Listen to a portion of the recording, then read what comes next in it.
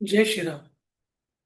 गेले 98 दिवस आपण श्री ब्रह्मचैतन्य गोंदिवलेकर महाराज यांच्या प्रवचनांच्या पुस्तकाचं वाचन करतोय आणि आजचा 99वा दिवस. गोंदवले, सातारा, महाराष्ट्रातील थोर संत ज्याने आयुष्यभर श्रीरामाच्या नामाचा जप केला आणि श्रीरामाच्या नामा जीवनाची महती ही सगळ्यांना साध्या सोप्या भाषेत समजावून सांगितली. नाम कोणी घ्यावं, कधी घ्यावं, कुठे घ्यावं, कसं घ्यावं, का घ्यावं आणि त्याचे काय फायदे आहेत, हेच त्यांनी या 365 दिवसांच्या प्रवचनरूपी पुस्तकात आपल्याला सोप्या भाषेत सांगितले. प्रत्येक दिवसासाठी एक प्रवचन जे एक पान आहे आणि ते वाचायला साधारण 3-4 मिनिटं लागतात. स्लो असाल तर 5-6 मिनिटं लागतील आणि वाचनाची आवडच नसेल किंवा जमत नाही, तर अशा प्रकारचे श्रवण देखील तुम्ही करू शकतात, जे ऑलरेडी ज्याचं वाचन झालेलं आहे. जुन्या जेवढी प्रवचनाचं जे वाचन झालेलं आहे म्हणजे 98 दिवसांचं, ते तुम्हाला डिस्क्रिप्शनमध्ये किंवा कमेंटमध्ये देखील मिळेल. नाहीतर तुम्ही कॉन्टॅक्ट करू शकता मला माझ्या WhatsApp आणि ईमेलवरती. नाम कोणी घ्यावं, कधी घ्यावं, कुठे घ्यावं, कसं घ्यावं, का घ्यावं आणि नामस्मरणाचे काय फायदे आहेत, हे सांगताना महाराजांनी हे पण अधोरेखित केलं, की नाम घेण्यासाठी कोणत्या प्रकारच्या धर्माची, जातीची, पंथांची, शैक्षणिक स्थितीची, आर्थिक स्थितीची, तुमच्या जेंडरची म्हणजे स्त्री असेल किंवा पुरुष, तुमच्या वयाची, लहान मुलगा, तरुण माणूस, वयस्कर माणूस, तुम्ही चालत आहात, तुम्ही बसलेला आहात, तुम्ही उभे आहात, तुम्ही अंघोळ करताय, तुम्ही गादीवरती झोपलेला आहात, तर सकाळी-सकाळी उठल्यानंतर रात्री झोपण्याच्या अगोदर तुम्ही केव्हाही नामस्मरण करू शकता. जे अशा प्रकारे बिनखर्चाचं आणि बिनत्रासाचं असणारं हे एकमेव साधन आहे. आणि म्हणूनच महाराजच नाही, तर सगळ्याच संतांनी आज आपल्या महाराष्ट्राला ऑलमोस्ट 800 वर्षांची ही संतांची परंपरा आहे. त्या सगळ्यांनी देखील नामस्मरणच करायला सांगितलेलं आहे. तर आजचं हे 99 दिवसाचं जे प्रवचन आहे, त्याचं आपण आता वाचन करूया आणि त्याचं आजचं शीर्षक आहे, शंका न ठेवता नाम घ्यावे. नामस्मरण करायला सांगितले, की लोक सबबी सांगतात. पण खरोखरच नामस्मरण करण्याची आड काहीच येत नाही. काम करत असताना सुद्धा उगाचच इतर विचार मनात येतातच ना. मग तसेच नामस्मरण करायला कोणती अडचण आहे? म्हणजे फक्त तुम्ही रिकामं असतानाच नामस्मरण करायला पाहिजे असं काही नाही. तुम्ही अंघोळ करताना करू शकता. तुम्ही ऑफिसचं काम करत असताना करू शकता. तुम्ही एक्सरसाइज करत असताना करू शकता. स्त्रिया स्वयंपाक बनवताना, चहा बनवताना, भांडी घासताना, कपडे धुताना, कोणत्याही वेळेला तुम्ही नामस्मरण करू शकता. तेव्हा आपल्याकडे कारण देण्याचं काही कारणच उरलेलं नाही. वेळ उगाच भगवंताचे दुसरे विचार म्हणजे उगाच दुसरे विचार करण्यापेक्षा भगवंताचे नाव घ्यावे, हे बरे नाही का? वेळ सापडताच तो व्यर्थ गप्पा गोष्टीत न घालवता नामस्मरण करावे.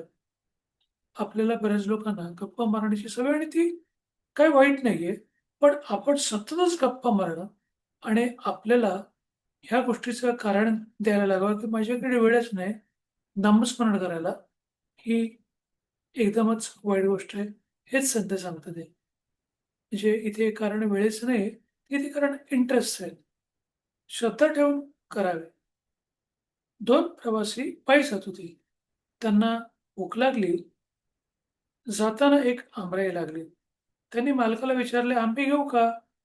मालक म्हणाला, "15 मिनिटात जितके आंबे खाता येईल, तितके घ्या." दोघांपैकी एक होता तो मालकाजवळ चौकशी करायला लागला, "या शेताला पट्टी किती?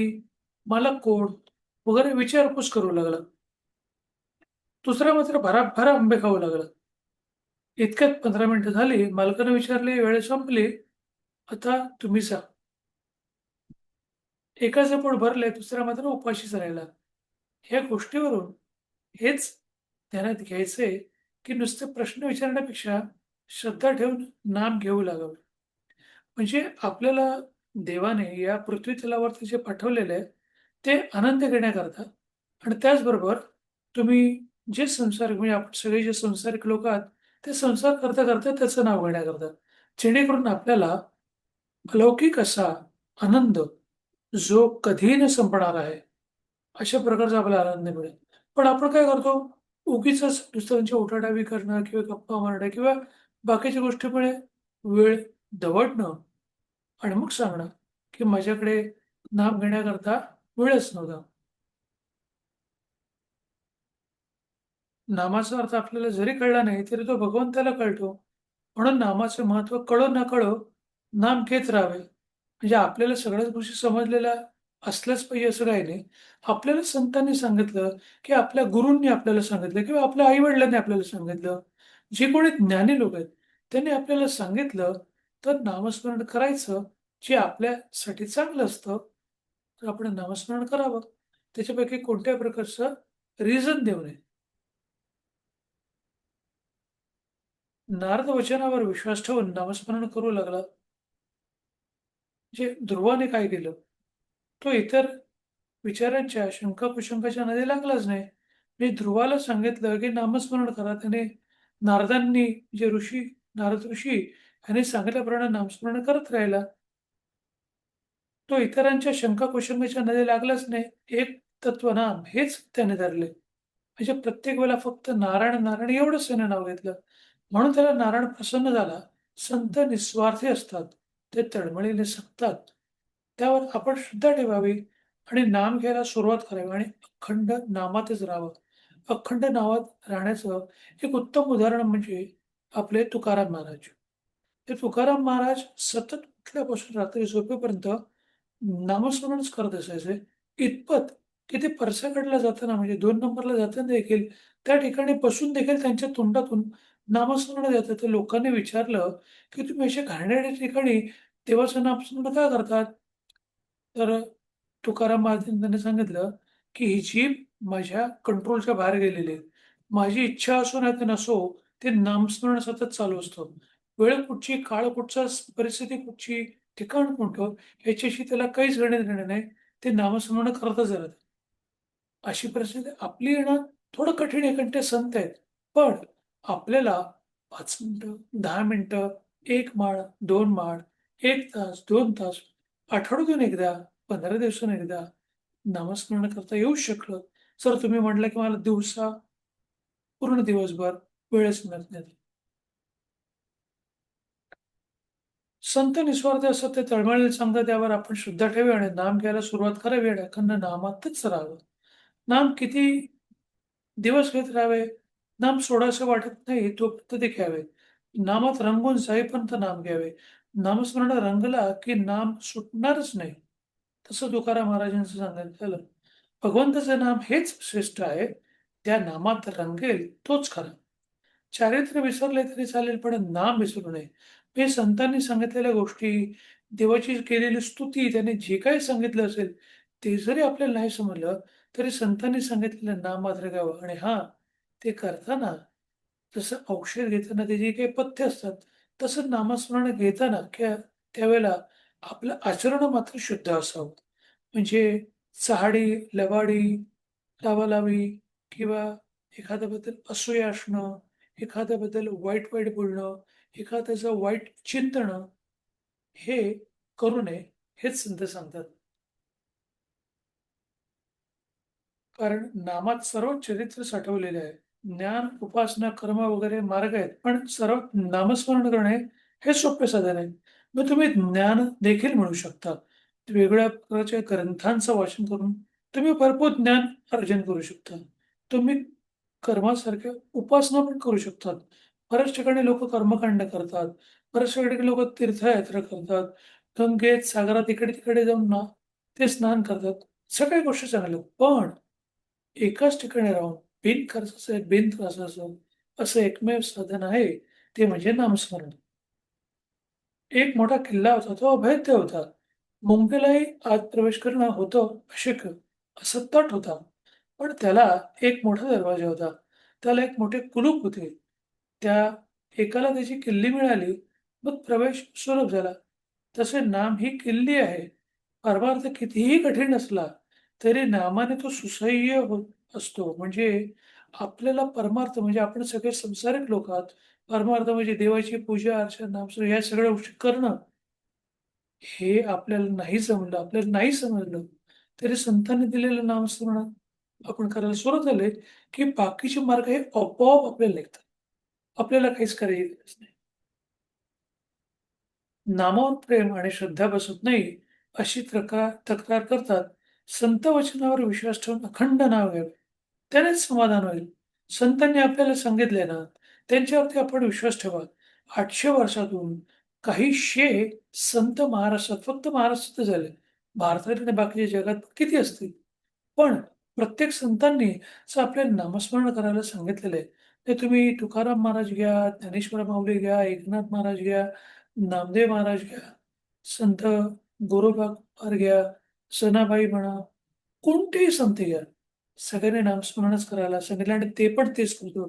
म्हणून कोणत्या प्रकारच्या कर्मकांडामध्ये अडकू नका. म्हणजे कोणत्याही ब्राह्मणाने सांगितलं, की नारायण नागबली करा किंवा ह्या देवाची पूजा करा किंवा अशा प्रकारचे होम हवन करा आणि भरपूर पैसे घालवा. तुमच्याकडे भरपूर पैसे असेल हरकत नाही. मी त्या करण्याच्या विरोधात नाही. पण नामस्मरणासारखं सोपा ऑप्शन असताना अशा कठीण गोष्टी काय कराव्यात? आणि आपल्याकडे असणाऱ्या पैशाचा विनियोग हा लोकांना दानधर्माकरता करावा. लोकांना अन्न द्यावं, लोकांना वस्त्र द्यावं, लोकांना पाणी द्यावं, लोकांना औषध द्यावं, लोकांना शिक्षणासाठी मदत करावी. कितीतरी गोष्टी ज्या आपण या पैशातून चांगल्या गोष्टी करू शकतो, त्या आपण कराव्यात. त्याच्याकडून पण तुमच्याकडे खूप पैसा राहिला असेल, तर तुम्ही कर्मकांड निश्चितपणे करू शकता. तुमची इच्छा.